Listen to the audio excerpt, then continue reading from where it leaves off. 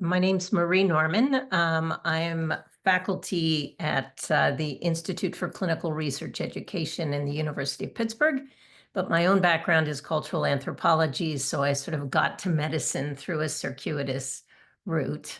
And I wanted to talk more, sort of piggybacking on what Sam talked about so eloquently, kind of how do you get at real, deep, legitimate learning through assessment, but also through teaching. So that's what I was hoping to talk about today. Sam, I really want to thank you for a thought-provoking presentation. Gave me a lot to think about. Yeah. So let me pull up my slides here and we can get started. Okay, so I want to start with a story and to see whether anybody here recognizes this dashing fellow, first of all. Anybody, you can put it in the chat if you recognize who this is.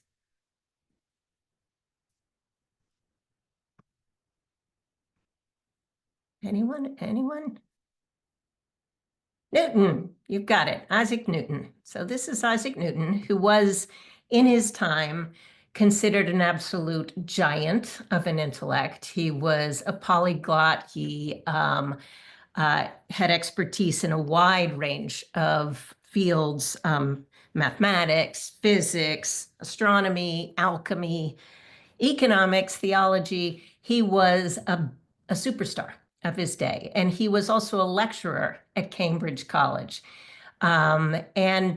Students from all over Cambridge flocked to his lectures because they knew of his reputation and they were so drawn to his sort of storied intellect.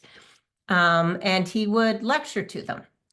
The problem was that he was a terrible lecturer. He was dry. It was highly theoretical content. A lot of it went over the heads of the learners in the room.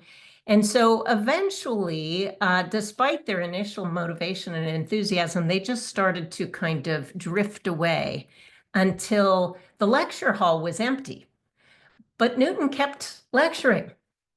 He kept lecturing. So under these circumstances, we have a teacher with incredible content expertise, presumably high quality content, and at first students who were not taking it in at all, and then students who weren't even there to take it in. And I wanted to use that example as a way to kind of think about what the relationship is between teaching and learning and what kinds of mythologies exist about that relationship. And how might we think about it a little bit more productively? So when you think about the relationship between teaching and learning, first of all, what comes to mind when you think of learning? What is learning? You can either unmute and speak, or you can throw some things in the chat. It's all good. Okay, skill and competency attainment on the learning side. I wish I had a British accent. That would definitely enhance this talk. Anything else you associate with learning? Growth. Okay, so change is a required aspect of learning. You have to change somehow in terms of what you know or appreciate or can do.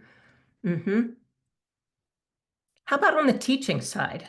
So knowledge, so there are various things you can acquire: knowledge, skills, attitudes, appreciations, critical thinking, metacognition, all the things that that we were just talking about. Curiosity, I like that one. Nice. How about then on the teaching side? So we're teachers. It's our job to make sure people learn. So how would we define teaching?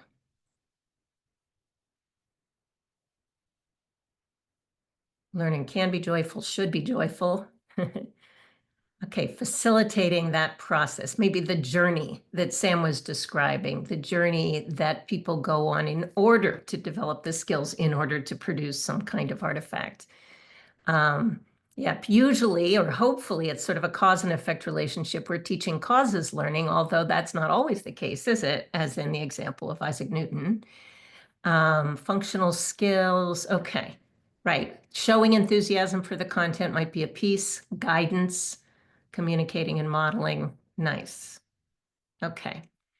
So keeping those things in mind, this brings me to some of the myths that we often encounter around teaching and learning. And one is that teaching necessarily results in learning, or that the teacher's behavior necessarily creates conditions under which students learn. And again, the Newton example is one where you can see teaching happening in the absence of learning. Another is that content delivery is teaching, that's our job as teachers, is to deliver content, to disseminate information.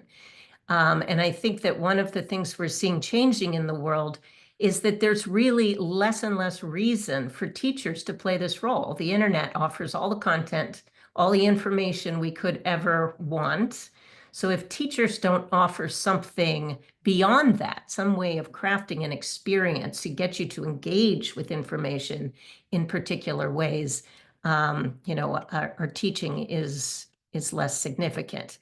The idea of teaching as a form of content delivery came out of the Middle Ages when there was not wide access to books. And so experts were your means to get information, but that's changed pretty radically. Another is that more content equals more learning. That by jamming more content into a course or more content into a lecture or more words onto a slide or whatever, learners are going to learn more. And then finally, that subject matter expertise is sufficient preparation to teach, right? That's generally the model. If you know a lot about something, if you're a fabulous researcher, if you have a PhD, you are then automatically qualified to teach. But I think what we all know in here is that teaching has its own very specific set of skills and knowledge that are required in order to do it well. So I think there is a better way to come at this and to make that correspondence between teaching and learning tighter. And that really is to focus on what the learning sciences or learning research tells us about how people learn. We now have over almost a century of research on how people learn, what the mechanisms are of learning, what sorts of things influence the behaviors we engage in to learn. And we can use that. I think this is part of the knowledge base that all teachers need, is to really understand the principles underlying learning so that they can use them in the following ways. So knowing these kinds of principles can help you understand why the successful things you're already doing are working. So it's helpful to kind of understand, okay, that was a great class. Why was it great? Why did students turn in such marvelous work under those circumstances? But also to diagnose teaching problems. Students aren't coming to class, or students are kind of phoning it in on this particular assignment. Why is that? Or they just don't seem motivated by the things that I think they ought to be. It can help us generate teaching solutions. So, how should I go about this? What's the best way to get students to wrap their heads around X? And then also, and this is increasingly important too, particularly in the age of AI, adapting, adjusting, and exploring. So what do we do now that AI is on the scene? How do we take the strategies and the ideas about teaching that we've had for a long time and bring them effectively into this world? The tools are changing constantly. The technology is changing constantly. We just had a change in administration, which might mean a lot of things for higher ed funding. So being nimble and adapting, it's helpful to have those principles in mind. Okay. What I want to say about these principles is they're not rocket science. You listen, you hear what they are, and you're like, yeah, that makes sense. That's pretty, kind of logical. But they're also not the flavor of the month. They're not kind of a passing fad. if you understand how sort of learning works at its core, it serves you across multiple contexts. It's not something that it's not something that's a fad. So it's kind of enduring, fundamental to what we do as teachers, regardless of context, regardless of student body, regardless of institutional type. These are the principles that should guide us. So what I was hoping to do today was this. So at the end of the day, I'd like you to be able to identify 2 learning principles. These come from a book that I co-authored called How Learning Works, which was just reissued in a 2nd edition. We're only going to look at 2 of the 8 learning principles, so we have time to really delve into them and talk. We'll discuss strategies to leverage these principles and work towards developing a shared vocabulary for talking about learning and teaching together. Okay, so I want to start with prior knowledge. This is the content area, and I'll get to the principle in just a second, but I'm going to ask for your participation with something now. We're going to do a little experiment. This is the Wason card selection test, which it's a classic psychology test, and we're going to do it together. So here's the situation. You're going to see a set of 4 cards below in just a second. Each of those cards, and this is something you can take as fact, each of these cards has a letter on one side and a number on the other. But there's a rule, and we want to ask whether the rule is being followed, or try to figure out how can we establish that the rule has been followed. And the rule is, if a card has a vowel on one side, it has to have an even number on the other side. Okay? So if it has a vowel on one side, it has to have an even number on the other side. And the job for you is to figure out, of these 4 cards, what's the minimum number of cards you'd have to turn over to find out if the rule is followed, and which cards. Okay, so here are the cards. So take a second to think about it. So which cards would you have to flip over to find out if the rule is being followed in the minimum number of card flips?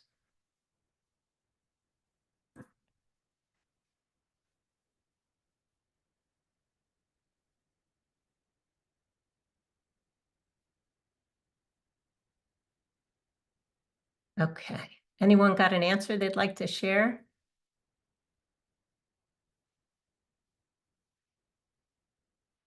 Looks like the chat is filling up. Okay. Is that 2 cards or the card 2? Would you just have to flip the 2 card over, or are you saying there are 2 cards that need to be flipped? Janine and Joy, I'm asking, and Krishid. So Dina guesses A and 3. Okay, I probably put this a little bit confusingly. So which cards would you have to flip? A couple of people guessed all 4 cards. One says A and 2. One said A and 3. Okay, it's interesting. We're not getting a lot of convergence around this. Okay. Does anybody want to justify or explain their position? How about somebody who picked A and 2?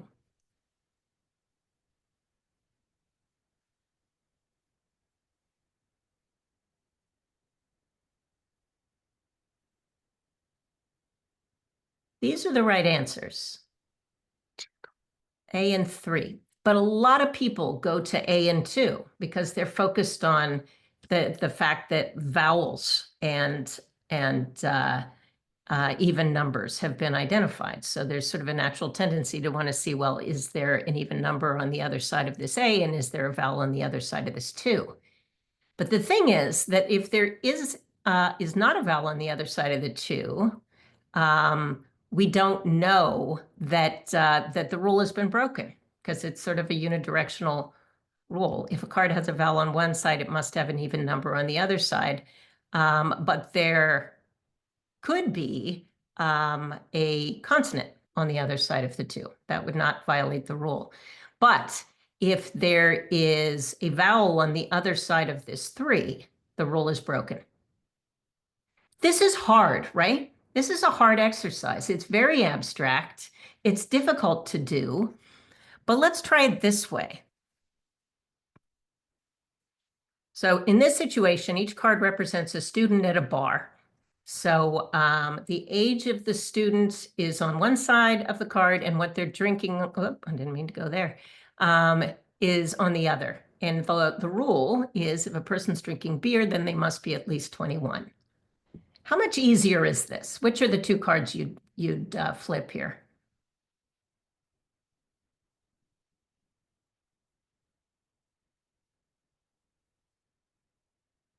Beer and 19, right?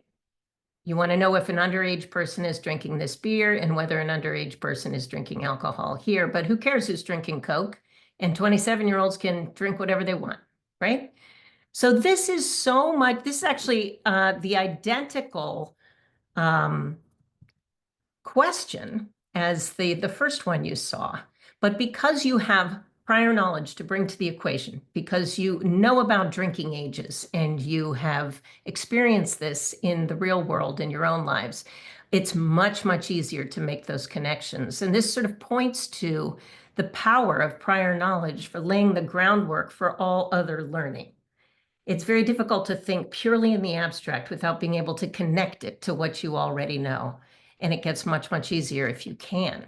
So as teachers, we have to be really mindful of what it is that that our students know and how to sort of connect to it. So the principle is when activated, sufficient, appropriate, and accurate, prior knowledge helps learning. So prior knowledge, some scholars have said, is the single most important component in new learning.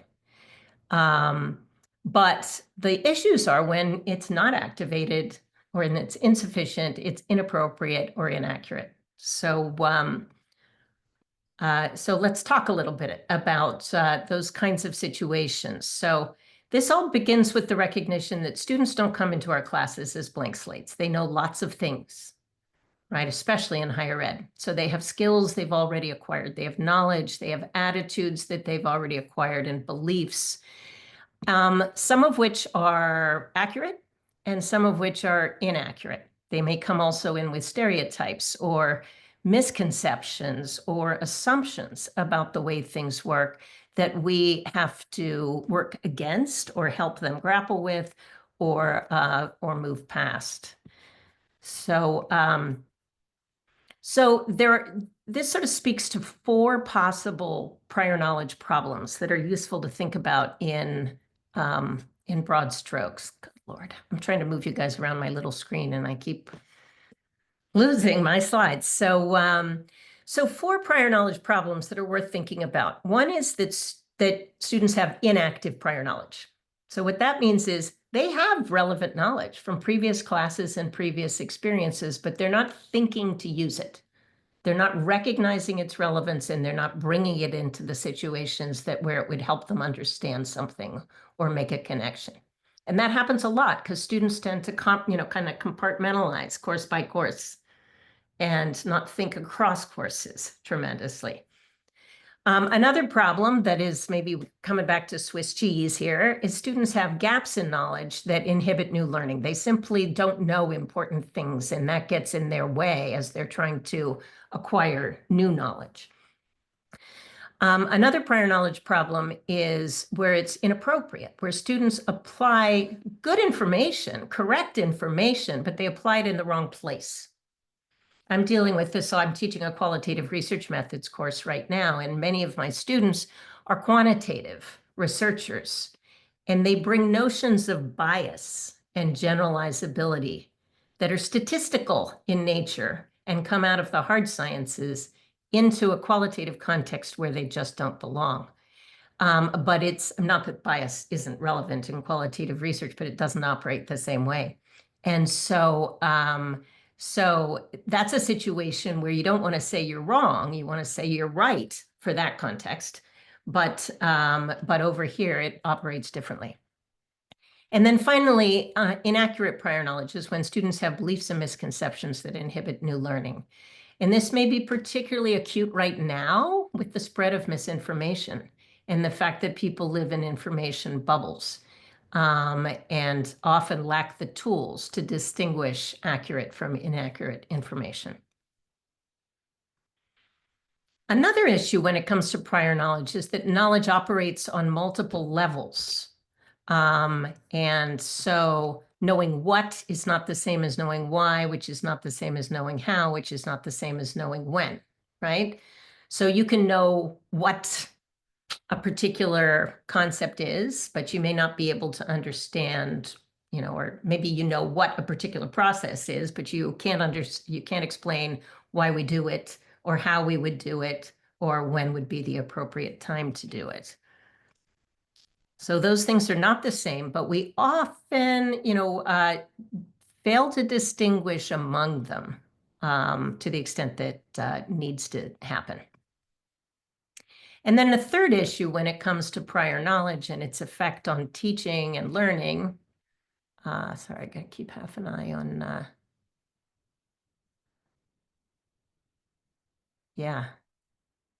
reference to Vygotsky and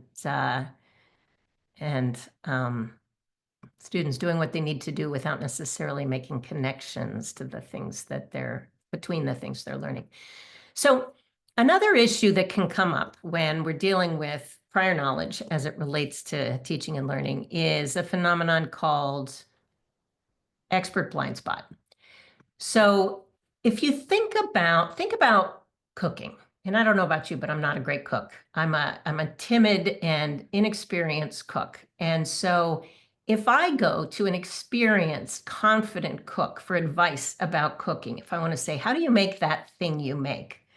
The chances are very good they'll say things like, well, you just have to kind of stir the sauce until it's the right consistency, or add spices to taste, and give the kind of advice that makes sense to them from their elevated position of expertise, that is not in any way matching with what I need to know, which is, how many minutes do I need to stir that sauce? And which particular spices do I need to add in what quantities, right? So there can be this real kind of mismatch between what novices need to know and what experts think to tell them. Right, Aaron, cook until done, exactly. So one way to think about this is in terms of the development of mastery, which is a model that Sprague and Stewart put out in 2000, where at the very beginning of the development of mastery, learners are at a state of unconscious incompetence, which means they don't know what they don't know, right? They don't know what's involved in the thing, whatever it is, and they also don't know how to do it. That's natural and normal. They then graduate to the level of conscious incompetence, where they don't necessarily know how to do it, but they're starting to recognize what's involved, right? Ooh, there are all these steps, and oh my goodness, I'm going to need to be able to do X, Y, and Z. They then move from there to conscious competence, where they are gaining the competence they need, but they're conscious of what they're doing. And then at the end, when they reach the state of mastery or expertise, they're once again in a state of unconsciousness. They're in a state of unconscious competence because they know how to do things, but they have forgotten, because they do it so automatically and so smoothly and so easily, they've forgotten all the steps. And they've forgotten how much time it takes for a novice to do that. And they leave things out. They don't tell you which spices to add, and they don't tell you how long to stir, because to them that's obvious. And what we often have in teaching is the unconsciously competent talking to the unconsciously incompetent, right? So you're operating from two levels of unconsciousness. And this expert blind spot really needs to be worked against, because some of the implications are that tasks that really appear simple to us, like this shouldn't take you very long, it's simple, are often far more challenging and time consuming for students.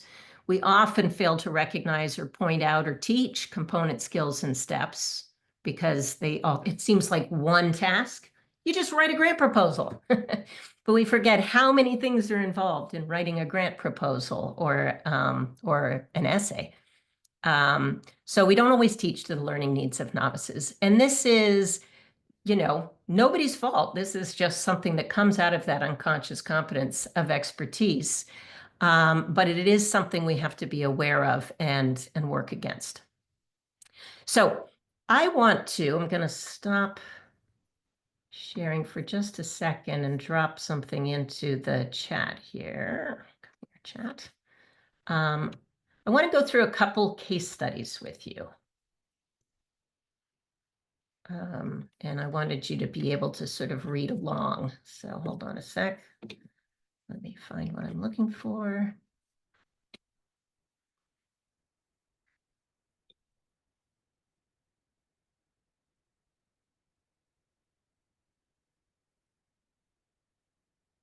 Okay. So if you want to have that open in front of you, you can. But I'm going to read along from the same cases on my slides. So you can kind of listen and try to sort of think about what role is prior knowledge playing in this particular kind of teaching case that I present. How do you see the kinds of things we've discussed, different prior knowledge problems, different levels of knowledge, expert blind spot playing out in this situation? Okay, so here's the situation. And I'll just read it out loud, unless somebody else would like to. Certainly could. It's always nice to hear a different voice. But I'll do it. I teach a section of research methods, and in my experience, students can name and perform simple tests and arrive at p-values, but many struggle with the conceptual framework underpinning hypothesis testing. I asked my students to list the statistical tests they were familiar with, and as I expected, they mentioned t-test, chi-square, and ANOVA. But with that foundation in place, I decided to do an exercise to illustrate the concepts of type 1 and type 2 errors. To help them understand the concept, I used the analogy of false positives and false negatives in a COVID test. I figured everyone would relate to the topic, some even from a personal or family experience, and the connection would help them learn the concepts better. I thought my assignment was pitched at the appropriate level. It simply required that students take a data set that I provided, select and apply the appropriate statistical tests from those they had already learned, analyze the data, and interpret the results. I was shocked at what some students turned in. I expected them to be able to do the calculations by rote at the very least. Instead, some students chose a completely inappropriate test, while others chose the right test but did not have the foggiest idea how to apply it, and still others could not interpret the results. One student even tried to derail the whole activity by regurgitating conspiracy theories about COVID and brushing the exercise off with the old adage, lies, damn lies, and statistics. He'd been fine with statistics up till now, but the moment it challenged his beliefs, he was ready to jettison it. I just can't reconcile this mindset, says Dr. Elise Trevanian, stats teacher. So I want to ask you what you see in this case. And you please feel free to unmute and speak, add things to the chat. I'll keep an eye on it. What here relates to prior knowledge and its relationship to new learning? Yes. So Melissa got one thing, being familiar with something doesn't, and I think you hit submit before sorry. you finish. It's submitted too soon. I was going to say being familiar with something doesn't mean that you know how to apply it. Yes, exactly. So asking somebody, are you familiar with chi-square and ANOVA and t-tests? They might just have heard those words. Like, what does familiarity mean, right? If you really want to know, you're going to have to probe on a much deeper level with some kind of prior knowledge assessment or some way of gauging, like, at what level do they know or understand those concepts? Exactly. I think another thing is they might be able to do it if you give them a very standard data set where it's obvious you've got two means, better do a t-test, but can you extrapolate that to some other context or the relationship between the t-test and something else? And that is totally a different, unlikely. Yes. Yes, and that's really an issue of transfer, right? Can they transfer a skill they learned in one context or with one task or one kind of problem to another more complex or less or more ambiguous kind of problem? Exactly. Um, uh, Attitudes, feelings, and beliefs interfere with application. In the case of the last student mentioned, who has some strong feelings about COVID and information about COVID. Some students think math or stats is separate from all other fields and can't make the connections. So they may be able to go through the motions of sort of doing statistics, but don't have any idea how it applies. So they're not necessarily making those connections to the real world. Nice. Any other thoughts about that case? So Marie, if I may ask you this question, maybe what is the role of forgetting here? Because this applies to pretty much anyone at any levels throughout the educational spectrum. And look at us, we are the professionals, right? I mean, most of us, I suppose, have taken some statistics class sometime in back. And all we really remember from it is you're right. That's exactly what I was taught in my graduate school: lies, them, lies, and statistics. So I remember that, and I just wonder how this slippery slope of thinking that I've done it, and now I get to question reality because I remember the proverb, right? Yeah. Yeah. Like when you think about it, okay, many of us may believe that this is what's guiding our lives. Hey, I've done the statistics course, years back. So now when statistics matters, just like the case described here, right? I kind of like question reality from the perspective of what I think I remember, but that's not always necessarily maybe true. Yeah. Yeah. No, I think that's absolutely right. And, it sounds like a juggling act for a teacher, but you're having to deal with misinformation or lost information, forgotten information, or partially retained information, and all these sorts of prior knowledge situations at once, right? You've got somebody who is importing a different notion about this, like a political kind of, take on COVID, rather than just sort of using this as an opportunity to use this to learn a statistical idea. And there is forgetting, and forgetting plays a valuable role in learning. We forget and then have to reestablish the sort of paths back to that knowledge. So forgetting is an important piece of learning, but it has to be sort of reestablished. So one of the things we can do as teachers is remind students, like, think about when we were learning X. How did we approach that? And then they're like, oh, yeah, you're right. We used, this kind of test. Or help them kind of make those paths stronger. But we may also be in a position where we have to really very deliberately work against misconceptions and misinformation, which are very, very difficult to dislodge and take a lot of thinking about. That this may be kind of a single student and kind of an outlier, but you might have a more deeply held kind of misconception across the entire class, and then really have to kind of make time in class to deal with the misconception and help get them, thinking about it very differently. Let's see, I think there's something.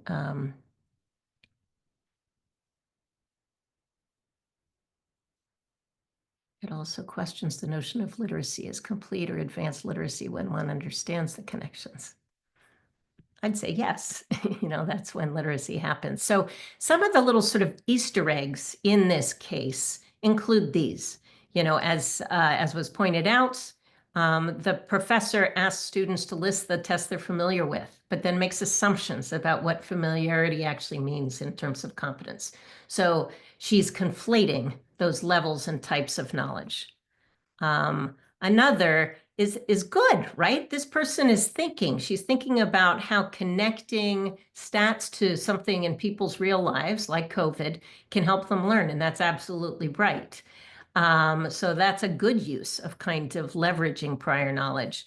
But she's also, her expert blind spot is showing when she says it simply requires that students take a data set, select and apply, and then she lays out things which are actually quite complex, and that she can do easily, but others might not. You also see examples of inappropriate prior knowledge where people are using the wrong test. Maybe they've used it in one context, but they don't recognize that it is not applicable over here. You know, that they can choose the right test, but they don't know how to apply it. So different types of knowledge and going on there as well.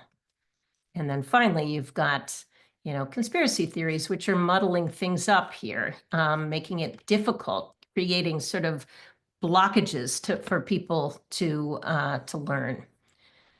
So takeaways from this include the following. That first of all, prior knowledge plays a powerful role in learning. And as our student bodies get more diverse, students are bringing in far more diverse knowledge sets from different cultural backgrounds, different you know, personal experiences. That's super powerful. Those are things you can draw on and build on and share in a classroom.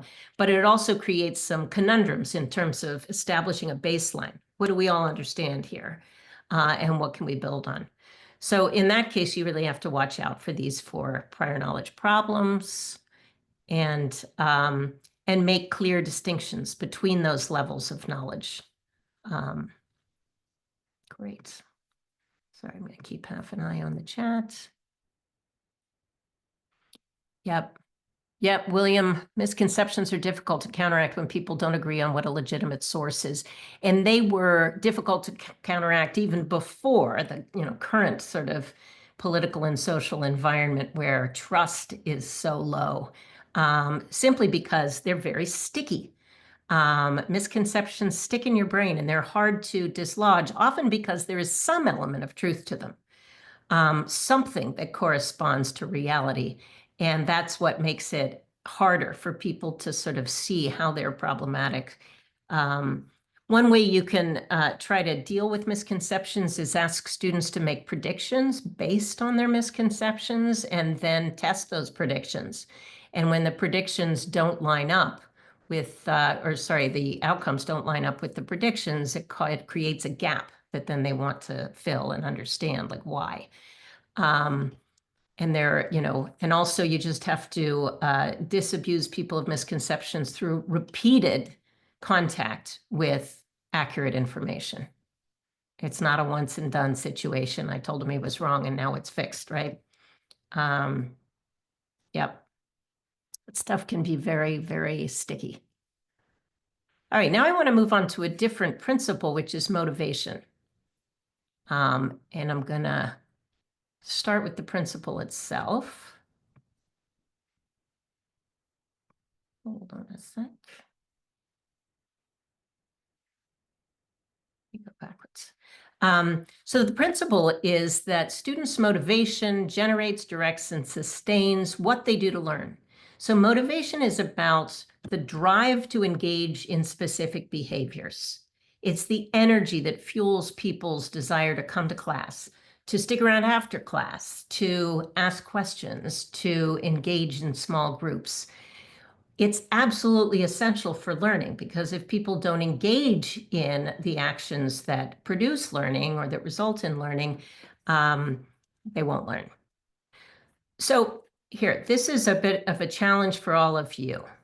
All right, we're in a virtual environment here, but show me what a motivated person looks like right now.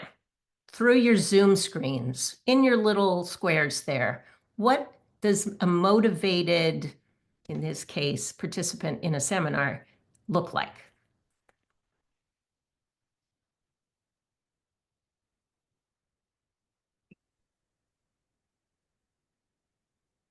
Aha, the cameras come on. Yeah, what else?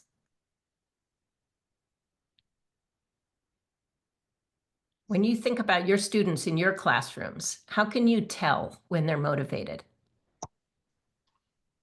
They're leaning forward in their image, they're engaged, their eyes are looking at the screen or perhaps at typing, but they're not clearly distracted by another activity like, say, a TV screen.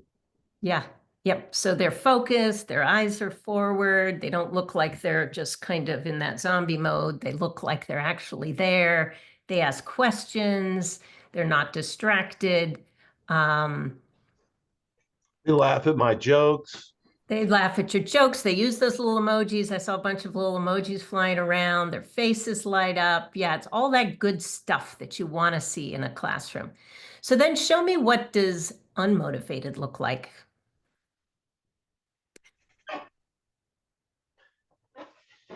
Okay, the cameras go off. I can show you this. Yes, there you go. You got your phone out, you know, playing games or something. No eye contact. Exactly. Right. Looking down at their phones. Maybe they're not even there, right? Maybe they're not even in the Yeah. classroom. Here's what it really is. Yeah. Right. So, and you can imagine, let's see, a couple questions here. Is unmotivated the same as distracted? Not necessarily. I can go to talks where I am highly motivated to learn and yet be sucked in by social media or my phone or the pinging of emails or just some task I want to finish. So distraction is not necessarily the lack of motivation, but high motivation can help overcome distraction. There was another good question in here too. Hold on. Engagement is not necessarily equal to motivation. Erin, would you want to say a little bit more about that? I agree, but yeah, just because I'm engaged in a session right now doesn't necessarily mean I'm going to be motivated to, for example, complete an assignment. True. So engagement with one piece of a class might not carry over into some other task or component of it. Exactly. You know, or you might be engaged to talk to peers in a small group kind of setting and not be engaged to actually learn the material at all, right? So there may be a social motivation. Yeah, exactly. All right, this is great. Okay. Can I get out of the chat and pull some things over? Okay. Dr. Norman, wouldn't it be also the subject matter, I mean, relates to each student? And I mean, we have often students in the CTE field, and Yeah. they're strictly CTE, but they have to take the art, course, or they have to take that communication course. Yeah. Yeah. So they're there because they have to be, not because they choose to be. Yes. Yeah. So under those circumstances, on the one hand, motivation can be high because motivation is likely not to be high, but they will come if it is required. They'll come if they need the grade. So extrinsic factors can be motivational, but they're weakly motivational compared to intrinsic factors, like they really want to know this. You know, I work in a school of medicine, mostly with graduate students who are, for the most part, MDs. So they are skilled, busy professionals, and they want to learn practical skills for their own purposes, and they want to learn it now. So they're very motivated by sort of skill acquisition, but they get easily demotivated if it takes too long, if it's too theoretical, you know. So understanding who your learners are, I think, is also really important for this. But so I'm yeah. sorry, but isn't that, I mean, just to go, because you made a good recommendation right there. Just to piggyback on what you said, but if that's the case, isn't that the focus on learning and competencies? Isn't that they wanted to learn the competencies to be able to, right? To have this learning progression throughout their lives.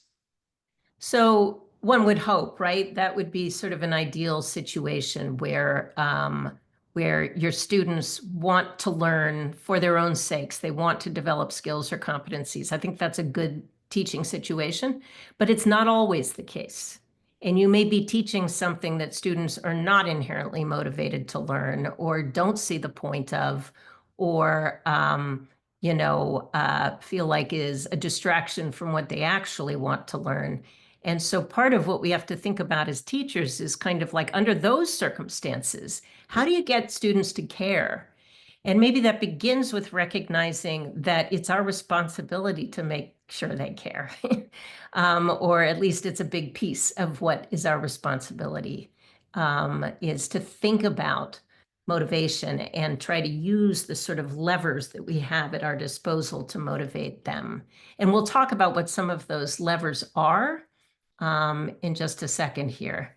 Did I get it what you were asking about? Yeah, it's more complex. It's just that while we were Yeah. in the we are in the a lot in the CT field, and then we're a big institution, so it's really hard to transmit what I'm trying to say. But yeah, you do touch upon, Okay. yes. So would you say that your students are fairly highly motivated? It all depends also on the instructor. There's multiple factors that play a role in that, but Yeah. also the field. Yeah. We have a lot of students who are in the electrical engineering field, and they're just gonna wander that field, and that's it. If Yeah. they take that art class or whatever class they need to do, they're not doing that well. Yeah. They're Yeah. not motivated. They're not motivated. Yeah.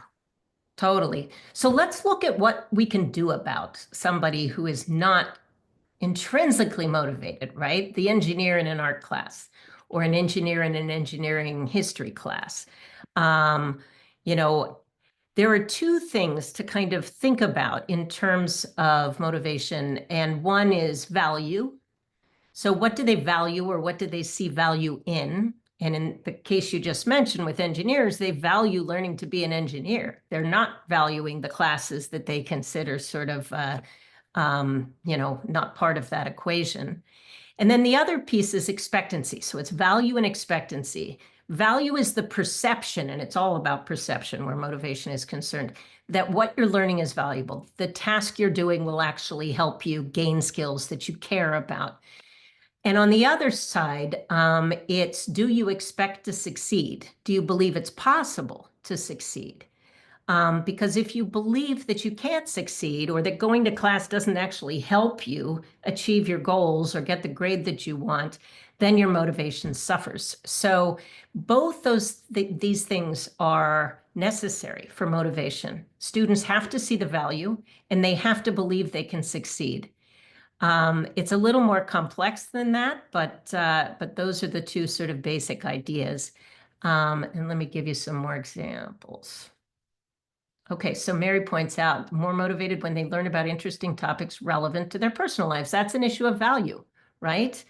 It's a matter of connecting what you teach to what your students value, and that might be, their romantic relationships, it could be their families, it could be their communities, it could be their political perspectives, whatever. So let's sort of take a look at how these things play out and how we can use them. So 3 things, and this is self-determination theory, that are helpful to think about on the value side, because you don't know individually, especially in a large class, what each student values. Like this one likes, anime, and that one likes boxing. You're probably not going to get to motivation at that level, but all people value competence, the development of competence and mastery. It feels good to people to get good at something, whether it's games or, rock climbing or Rubik's cubes or math. Another thing all people really value is relatedness, connection to other people, to friends, to family, to peers. And finally, autonomy or choice, a sense that they are making their own path, they're making their own decisions, they have control. That's also a compelling feature in value, so choice. So when we teach, we should be thinking about those things. How can I increase the sense of relatedness? How can I increase the sense of autonomy? How can I increase the, or help students see their growing competence?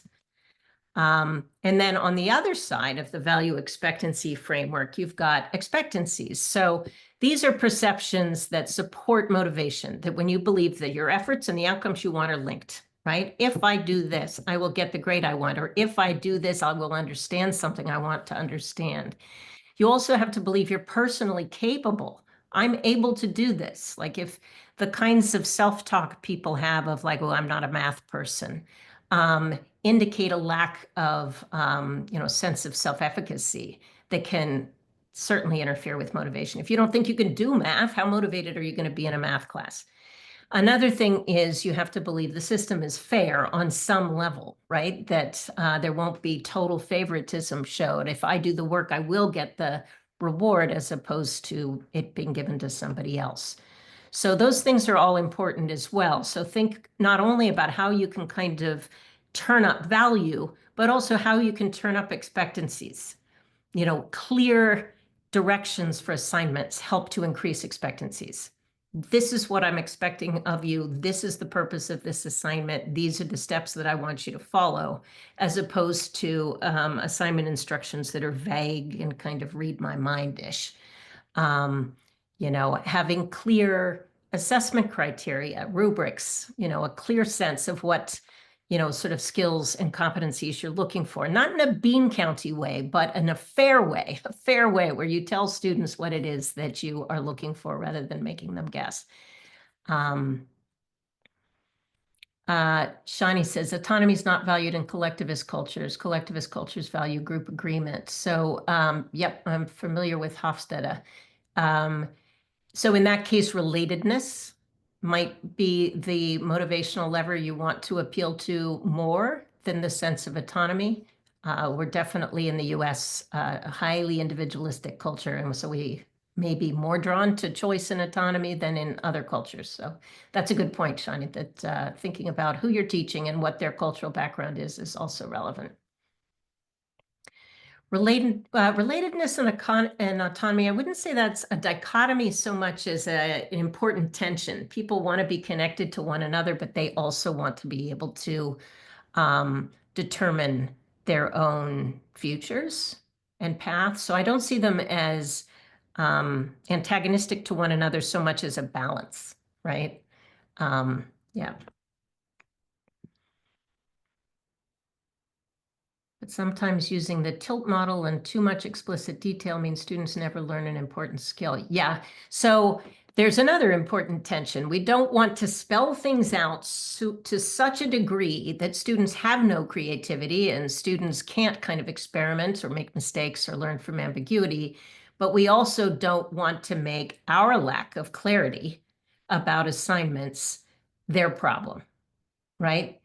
That should be deliberate. As teachers, we should know when we are building ambiguity into an assignment or giving students room to experiment and try things. It should not just be like, I didn't think about this hard enough to let you know what I expect.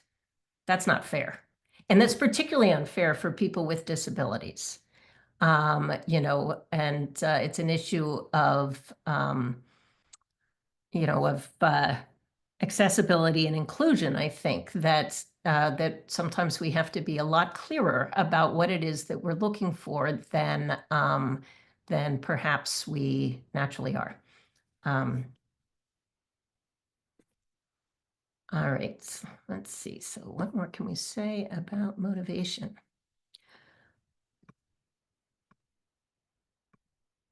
Okay, so the thing about expectancy and value, and some of your comments in the chat have gotten at this a bit, is that there's an interesting sort of tension between them. So as your expectations for success go down because a task is more difficult, its perceived value might also go up. Like, this is a difficult, challenging task. I can see the value of it, but it becomes harder to do. So making the work easier isn't always the answer because it lowers the value of the task. If everybody can do this, it's not a big deal for me to be able to do it. So some level of difficulty and challenge has to be built into this to sustain motivation. But if it is just too difficult or beyond what students are ready for or capable of, then that will erode motivation. So you have to sort of find that sweet spot, right, where it is possible for them to do it, but, a challenging enough thing to actually be valued. Dr. Norman, wouldn't be that also be on the case by case? Because I mean, if we have a nursing program, right? Yeah. And to not know what's the difference between 0.1 cc and 1 cc, right? You can kill somebody. Yep. So the expectation of success has to be greater than just, right? Well, in those circumstances, it's not just an expectation for success in like a good grade. It's an expectation of being able to succeed in your field, which means getting those kinds of things right. And where some of the perceived value in a field like that can come from talking about what are the stakes of getting this wrong, right? So in terms of how to motivate students under those circumstances, you would want to really reinforce to them the critical importance of getting those measurements correct, while also trying to make it possible for them to do it, correctly. So I'm not sure if I'm getting at what No, you're. no, you're getting it. But Okay. so we said that so expectation is high, right? Yep. Why Yeah, not set expectations high. If high? they're not high, then people don't value what you're doing. And it can play into things like stereotype threat, right? Yes, You but don't why? want to dumb things down for people. Yeah. But So why I'm not? really glad you brought that up because this is not a matter of just spoon feeding or making things easy. Not at all.